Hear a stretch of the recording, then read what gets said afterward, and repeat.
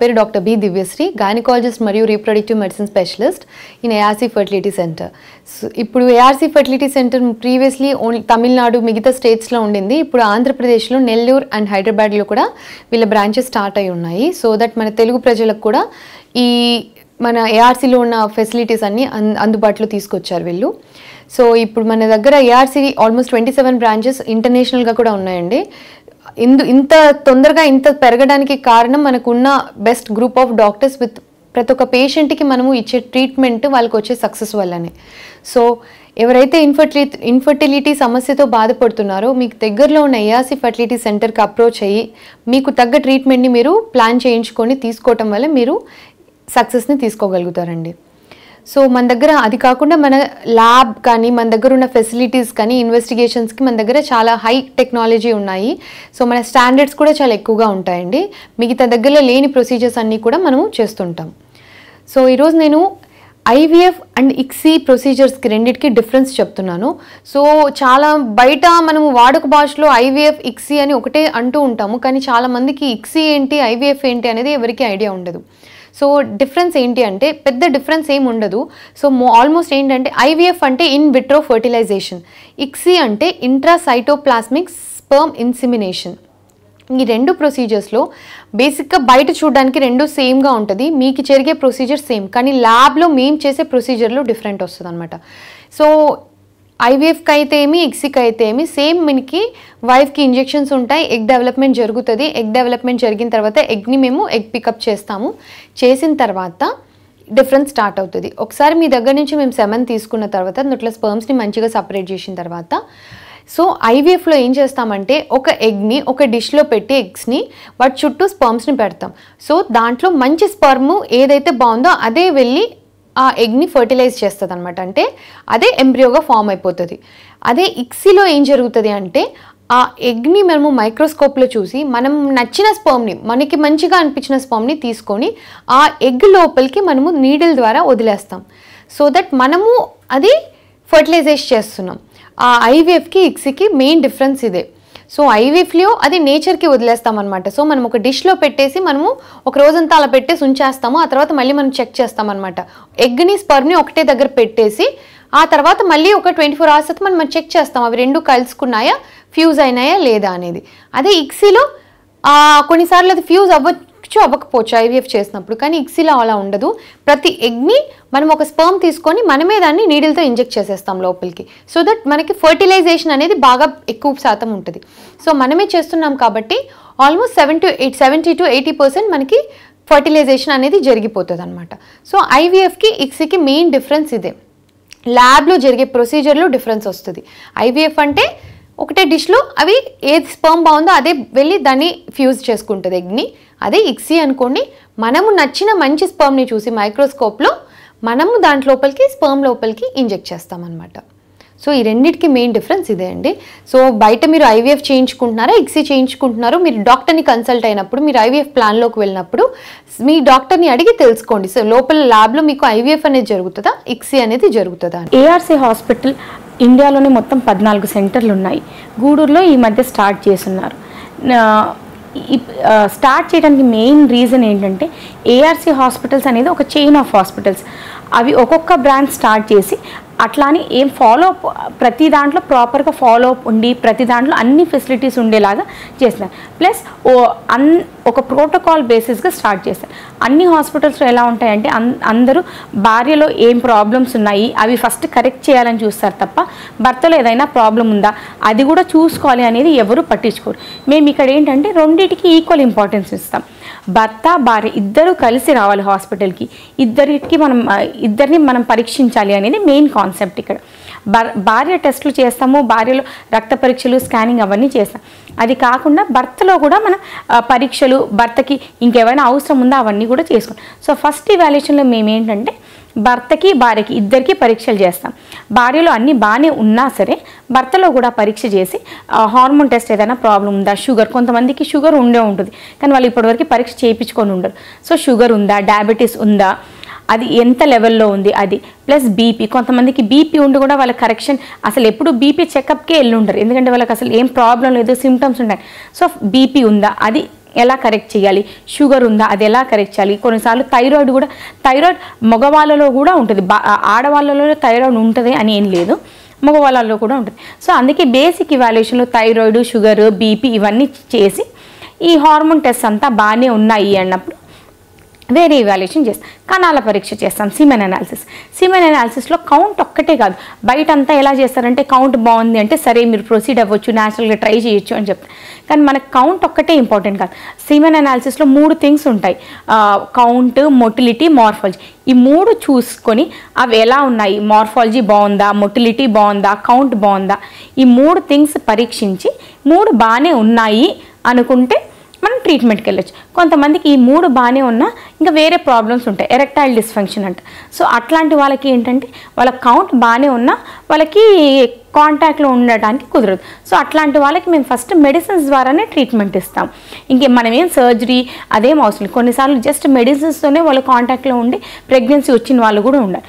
అది కాకుండా ఇవన్నీ బాగానే ఉన్నాయి, కౌంట్ కొంచెం తక్కువ ఉంది, మూమెంట్ కొంచెం తక్కువ ఉంది అన్న వాళ్ళకి ఏంటంటే మేము ఇక్కడ అడ్జువెన్స్ ఇస్తాం. అడ్జువెన్స్ అంటే ఇవి హార్మోన్ ట్యాబ్లెట్స్ కాదు, ఇవి వైటమిన్స్, యాంటీ ఆక్సిడెంట్స్, ఇవి ఇచ్చి ఇంకా వాళ్ళకి అన్నీ ఎక్స్ప్లెయిన్ చేస్తాం. వాళ్ళు ఎలాంటి ప్రొసీజర్స్ ఫాలో అవ్వాలి, ఎలాంటి డైట్ తీసుకోవాలి, మెయిన్గా antioxidants, fruits, vegetables, diet కూడా హెవీ ఎక్సర్సైజ్ కూడా హెవీ ఎక్సర్సైజ్ కాదు, మోడరేట్ ఎలా ఎక్సర్సైజ్ చేయాలి, యోగా ఇట్లాంటివన్నీ. సో జస్ట్ కొంచెం బార్డర్లో ఉన్న వాళ్ళు కూడా జస్ట్ ఈ థింగ్స్లో చాలామందికి సెట్ అయిపోతుంది. ఒక 2-3 మంత్స్లోనే చాలా డిఫరెన్స్ వస్తుంది. నా పేరు డాక్టర్ బి దివ్యశ్రీ, నేను గైనకాలజిస్ట్ మరియు రీప్రొడక్టివ్ మెడిసిన్ స్పెషలిస్ట్. ఈరోజు మనము నార్మల్ ప్రెగ్నెన్సీ గురించి తెలుసుకుందాం. ఇప్పుడు నార్మల్ ప్రెగ్నెన్సీ అనేది ఇప్పుడు చాలామంది కపుల్స్ పెళ్ళైన తర్వాత 1 year ట్రై చేసినా కానీ వాళ్ళకి పిల్లలు అవ్వట్లేదు అని అనుకుంటూ ఉంటారు. కానీ వాళ్ళకి కరెక్ట్ అయిన పద్ధతి తెలియకపోవటం వల్ల అది జరిగి ఉండకపోయి ఉండొచ్చు. నార్మల్గా ఒక ఆడమ ప్రెగ్నెంట్ అవ్వాలంటే ఒక ఎగ్, ఒక స్పర్మ్ 2 మీట్ అయ్యి అది ఎంబ్రియోగా ఫామ్ అవ్వాలి. కాకుంటే ఆ ఎగ్ అనేది ఎప్పుడు రిలీజ్ అవుతుంది అనేది చాలా ఇంపార్టెంట్. ఆ తర్వాత ఆ ఎగ్కి ఒక లైఫ్ స్పాన్ అనేది కూడా ఉంటుంది. మనము కరెక్ట్గా ఆ లైఫ్ స్పాన్, ఆ ఎగ్ రిలీజ్ అయినప్పుడు అది ఉన్న నెక్స్ట్ కొంచెం సేపు మాత్రమే అది అలైవ్గా ఉంటుంది అనమాట. ఆ టైంలో మాత్రమే స్పర్మ్ కలిసినప్పుడు మాత్రమే అది ఎంబ్రియోగా ఫామ్ అవుతుంది. సో మిగతా నెల అంతా మనకి ఏమీ యూజ్ ఉండదు. సో మామూలుగా రెగ్యులర్గా సైకిల్స్ నెలసరి కరెక్ట్గా వస్తున్నాయి, 28 నుంచి 30 రోజుల లోపల కరెక్ట్గా నెల వస్తుంది అనుకోండి. అలాంటి ఆడవాళ్ళకి కరెక్ట్గా ఆ నెల మధ్యలో అంటే డేటు ఈరోజు ప్రారంభమైందంటే అది మొదటి రోజు అనుకుంటే 14th డే 14th యూజువలీ అండాశయం నుంచి ఎగ్ అనేది విడుదలవుతుంది. సో కాకపోతే కొంచెం అటు ఇటు కూడా అవ్వచ్చు, ఎగ్జాక్ట్గా ఆ రోజే అవుతుందని చెప్పలేం కాబట్టి సో కొంచెం 4 రోజులు అటు 4 రోజులు ఇటు. సో ఎందుకంటే ఒక ఎగ్ రిలీజ్ అయిన తర్వాత మ్యాక్సిమం దాని లైఫ్ స్పాన్ 12 to 24 hours మాత్రమే ఉంటుంది. సో ఈ 12 to 24 hours లోపల మాత్రమే అది వీర్యకణాన్ని కలిసినప్పుడు, ఆ వీర్యకణం దాన్ని కలిసినప్పుడు మాత్రమే అది ఎంబ్రియోగా ఫామ్ అయ్యి ప్రెగ్నెన్సీ అనేది వస్తుంది. సో ఆ టైంలో భార్యాభర్త కలిసి ఉంటే మాత్రమే ప్రెగ్నెన్సీ అనేది రావడానికి అవకాశం ఉంటుంది. మిగతా టైంలో కలిసి ఉండటం వల్ల కూడా ఏమీ ఉపయోగం ఉండదు. సో ఈ డేట్ తన పీరియడ్ డేట్ని బట్టి ఆ టైంని లెక్క వేసుకొని ఆ టైంలో కలిసి ఉండటం ట్రై చేస్తూ ఉండేదాన్ని టైమ్డ్ ఇంటర్ కోర్స్ అంటాం. సో ఈ విధంగా ట్రై చేస్తే కొంతమందికి ఎటువంటి ప్రాబ్లమ్స్ లేకుండా నెలసరి కరెక్ట్గా వస్తూ 2 ట్యూబ్స్ బాగున్నాయి, సెమెన్ కూడా నార్మల్గా ఉంది, ఇలాంటి కపుల్స్ ఈ టైమ్డ్ ఇంటర్ కోర్స్ అంటే ఎప్పుడు కలిసి ఉండాలో తెలియకపోవటం వల్ల వాళ్ళకి ప్రెగ్నెన్సీ అనేది డిలే అయి ఉండిండొచ్చు. ఈ 14th డే ఈ 14th డే తనకి ఎప్పుడైతే ఎగ్ విడుదలవుతుందో అనేది తెలుసుకోగలిగితే వాళ్ళ ప్రెగ్నెన్సీ ఛాన్స్ పెరిగే అవకాశం ఉంటుంది. సో ఈ విధంగా నార్మల్గా అన్ని టెస్టులు నార్మల్గా ఉండే కపుల్స్ ఈ విధంగా ట్రై చేసి చూడటం వల్ల వాళ్ళ ప్రెగ్నెన్సీ ఛాన్స్ అనేది ఇంక్రీజ్ అవుతుంది. సో దీన్ని టైమ్డ్ ఇంటర్ కోర్స్ అంటాం. డే 14 అది 38 day సైకిల్లో. లేదు అనేది ఈ ఎగ్ ఎప్పుడు విడుదల అవుతుంది అనేది తెలుసుకోవడానికి వేరే రకాల టెస్టులు కూడా ఉన్నాయి. యూరినరీ LH కిట్స్ అనేవి ఉంటాయి, లేకపోతే అల్ట్రాసౌండ్ స్కానింగ్ చేసుకొని చూస్తూ ఉండొచ్చు ఫాలికల్ని. ఇలా రకరకాల విధాలుగా వాళ్ళు ఎప్పుడైతే వాళ్ళకి ఎగ్ రప్చర్ అవుతుందో తెలుసుకునే అవకాశం ఉంటుంది. సో ఈ ఎగ్ ఎప్పుడైతే రప్చర్ అవుతుందని తెలుసుకున్నారో ఆ టైంలో భార్యాభర్త ఎక్కువ ఫ్రీక్వెంట్గా కలవటం వల్ల వాళ్ళు ప్రెగ్నెన్సీని పొందే అవకాశం ఉంటుంది. హలో అండి, అందరికీ నమస్కారం. నేను doctor Ragasirisha, consultant infertility specialist, ARC international fertility centre, Gachibowli, Hyderabad. మన సెంటర్కి ఓవరాల్ ఏపీ అండ్ తెలంగాణలో 4 బ్రాంచెస్ ఉన్నాయి. అలాగే ఓవరాల్ ఇండియా వైడ్గా అరౌండ్ 31 బ్రాంచెస్ దాకా ఉన్నాయి. ఎంతోమంది సంతానం లేని జంటలకు మనకి ప్రెగ్నెన్సీ పాజిటివ్ ఇవ్వడం జరిగింది. ఈరోజు మనము మేల్ ఇన్ఫర్టిలిటీలో భాగమైన అజోస్పర్మియా గురించి తెలుసుకుందాము.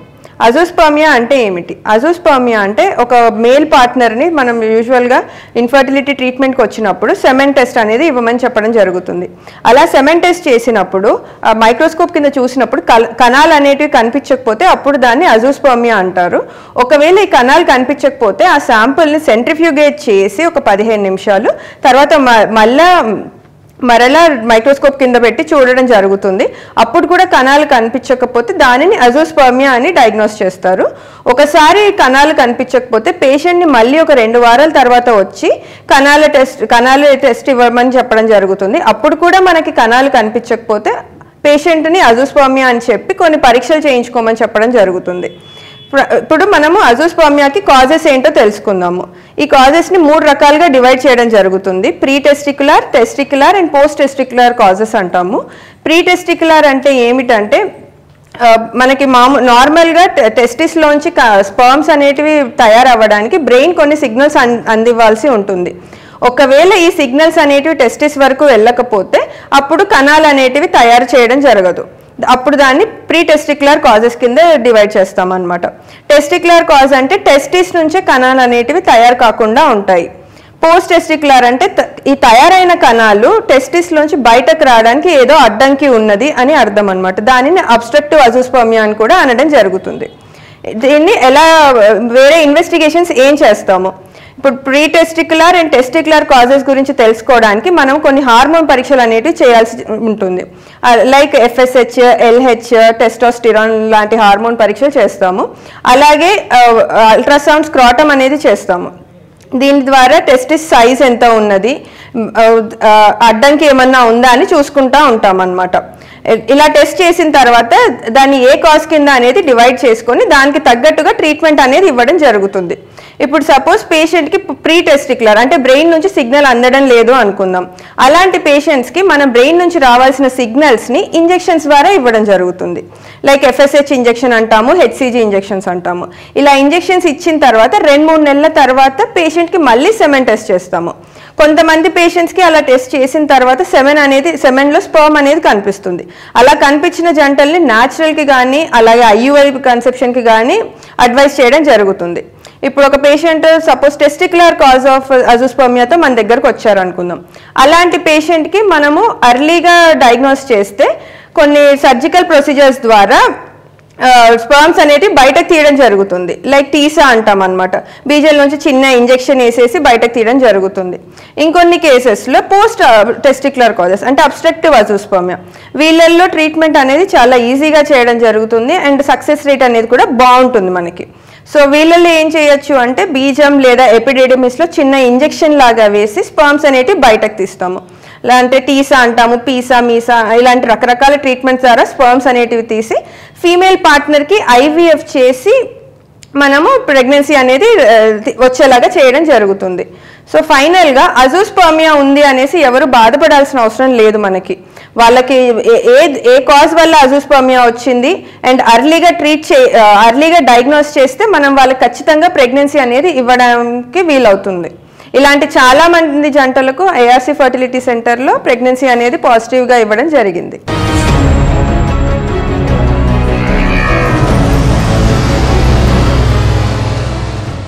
హలో అండి, I'm doctor Shilpa Reddy, gynaecologist and fertility consultant at ARC international fertility centre, Hyderabad branch.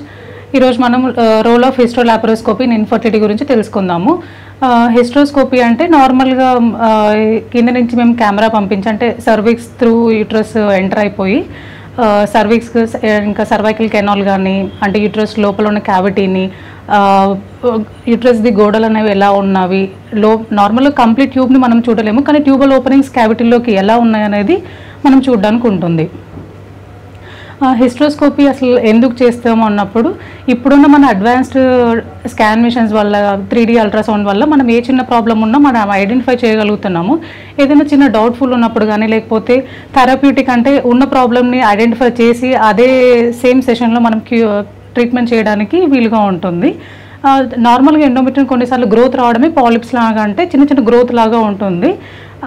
Polyps ఉన్నప్పుడు కానీ లేకపోతే ఏమన్నా సెప్టమ్ అంటే చిన్న అడ్డుగోడ లాగా ఉండి ఎంబ్రియో అక్కడ బ్లడ్ సప్లై అనేది తగ్గడం వల్ల మనం ఎంబ్రియోని ట్రాన్స్ఫర్ చేసినప్పుడు, అంటే మనం భ్రూణాన్ని లోపల పెట్టినప్పుడు బ్లడ్ సప్లై తక్కువ ఉండడం వల్ల మనకి ప్రెగ్నెన్సీ అనేది రాకపోవచ్చు. ఒకవేళ సెప్టమ్ ఉన్నప్పుడు కొంచెం సబ్ సెప్టమ్ అంటే చిన్న చిన్న సెప్టమ్ అడ్డుగోడలాగా ఉన్నప్పుడు కూడా ప్రెగ్నెన్సీ వస్తుంది. కానీ రికరెంట్ మిస్క్యారేజ్ అంటే ఒక 2-3 టైమ్స్ అబార్షన్స్ ఉన్న పేషెంట్స్ కూడా మనము ఎందుకు అబార్షన్స్ అవుతున్నాయి అనేది ఒకసారి లోపల గర్భం అనేది చెక్ చేసుకుంటాము. అదే కాకుండా ఇంకేమన్నా యాషర్మన్ సిండ్రోమ్ అంటే కొన్నిసార్లు ఏమవుతుంది వీళ్ళకన్నీ చాలా డేస్ అంటే లోపలన్నీ అతుకులు అంటే అడాషన్స్ ఫామ్ అయిపోయి పీరియడ్స్ రాకుండా ఉంటుంది. అలాంటి వాళ్ళలో ఏంటి అంటే అవన్నీ అడాషన్స్ అన్ని కూడా క్లియర్ చేసుకొని దాని తర్వాత పీరియడ్ రావడానికి హార్మోనల్ రీప్లేస్మెంట్ పెట్టుకోవడం జరుగుతుంది. ఇంకొన్ని కండిషన్స్లో ఏంటంటే అడాషన్స్ లోపల అతుకులు ఎందుకు ఫామ్ అవుతుంటాయంటే ఎండోమెట్రియల్ ట్యూబర్క్లోసిస్ అని ఉంటుందండి. అంటే గర్భ లోపల ఎండోమెట్రియల్ పొర పైన దాన్ని ప్రభావం చూపుతుంది. అది కాకుండా ట్యూబ్స్ కూడా అడాషన్స్ ఫామ్ అయ్యి బ్లాక్ అయ్యే ఛాన్స్ ఉంటుంది.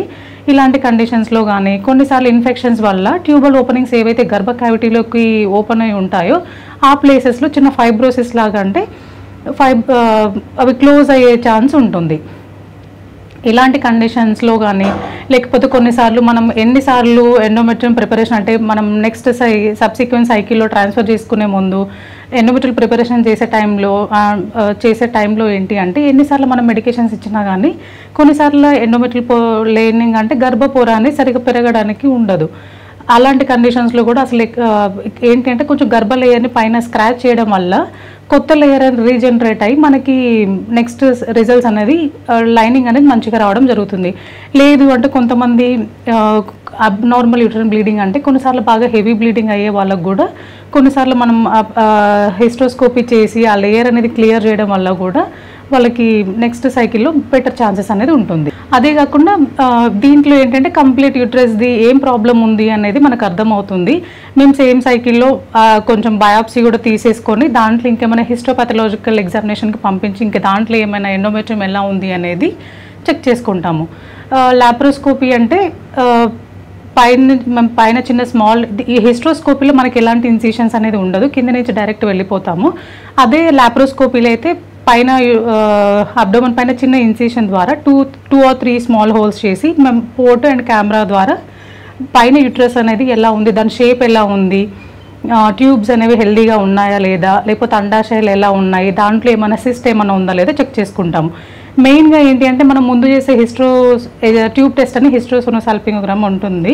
దాంట్లో ఏంటి అంటే మనకి ఏమైనా ట్యూబల్ బ్లాక్ ఉండడం కానీ లేకపోతే ఏమైనా హైడ్రోసాల్పింగ్స్ అంటే ట్యూబ్స్లో మన వాటర్ చేరుకున్న కండిషన్స్ ఉంటే మేము హిస్ట్రోలాప్రోస్కోపీ 2 కంబైన్ చేసి కింద నుంచి కొంచెం డై పంపించడం వల్ల ట్యూబల్స్ ఓపెన్ ఉన్నాయి అంటే బయటికి స్పిల్ అయ్యే ఛాన్స్ ఉంటుంది, స్పిల్ జరుగుతుంది.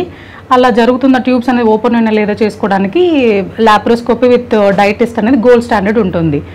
ఈ కండిషన్స్లో కానీ లేకపోతే ఆల్రెడీ మేము ఎగ్స్ అనేవి రిట్రైవ్ చేసుకొని ఎంబ్రియో ఫామ్ చేసి ఫ్రీజర్లో పెట్టుకొని ట్యూబ్స్ అనేవి బాగాలేవు అని మనకు ముందు హెచ్ఎస్జీలో ఏమైనా అర్థమైంది అంటే ట్యూబల్ లైగేషన్ కోసం అని కూడా 2 కూడా కంబైన్ చేసుకొని చెక్ చేసుకుంటాము.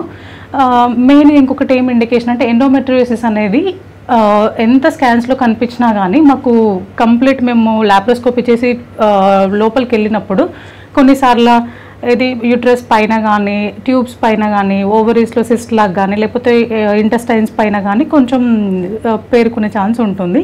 అలాంటి వాటిల్లో ఏంటి అంటే మేము అక్కడే దాన్ని కాటరైజ్ చేసి అండ్ లేజర్ ఎనర్జీ యూజ్ చేసి కాటరైజ్ చేయడానికి ఉంటుంది. సిస్ట్లే బాగా పెద్ద పెద్ద సిస్ట్లు ఉన్నాయన్నప్పుడు కూడా సిస్టెక్టమీ అంటే సిస్ట్ రిమూవల్ చేస్తాము.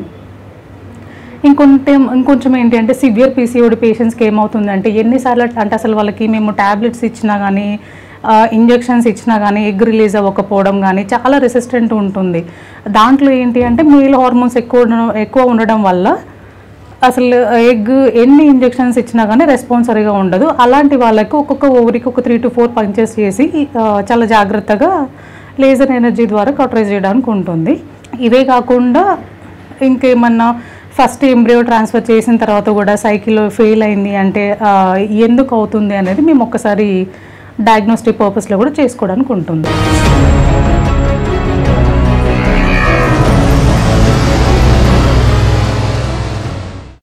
నేను doctor Charishma, consultant gynaecologist ARC ఇన్ఫర్టిలిటీలో. ఈరోజు నేను ఐయుఐ గురించి చెప్తాను. ఐయుఐ అంటే ఇన్ యూట్రో ఇన్సెమినేషన్ అని.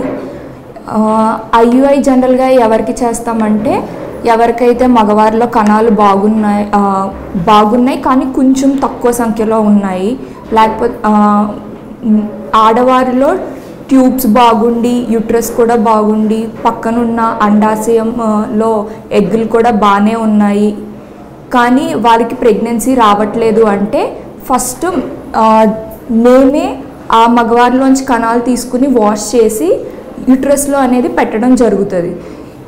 అసలు ఈ ఐయుఐ ప్రాసెస్ చేయాలి అంటే ముందు మనకు తెలుసుకోవాల్సింది ఆడవారిలో ఎగ్ సంఖ్య బాగానే ఉందా లేదా, లేకపోతే ట్యూబ్స్ బాగానే పనిచేస్తున్నాయా లేవా, అంటే ఏ బ్లాకు లేకుండా ఉన్నాయా లేవా అని కనుక్కున్నాక బాగానే ఉన్నాయి అంటే అప్పుడు మనము ఆ మగవారిలో కణం తీసుకుని ఇంట్రడ్యూస్ చేయడం అనేది జరుగుతుంది. ఇది జనరల్గా 3 నుంచి 6 సైకిళ్ళ వరకు ఇలాగ చూసాక అప్పుడు కూడా ప్రెగ్నెన్సీ రాకపోతే అప్పుడు టెస్ట్ ట్యూబ్ బేబీ అంటే ఐవీఎఫ్కి వెళ్ళాల్సి ఉంటుంది. ఐయుఐకి కూడా ప్రెగ్నెన్సీ రేట్ బాగుంటుంది, 60% వరకు ప్రెగ్నెన్సీ వచ్చే ఛాన్సెస్ ఉంటాయి.